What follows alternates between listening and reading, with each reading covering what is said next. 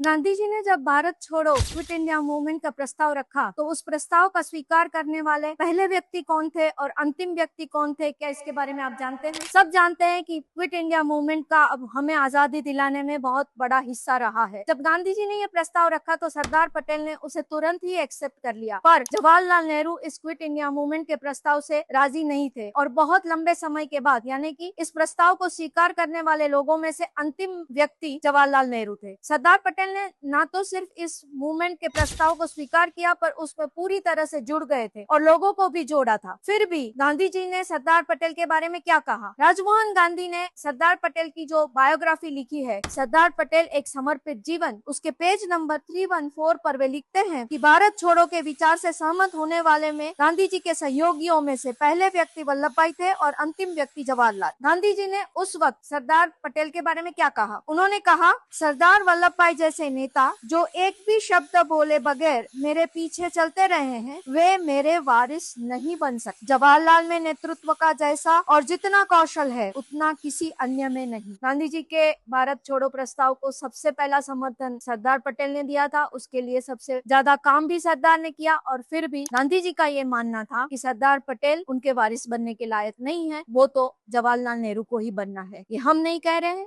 इतिहास इस बात का गवाह है।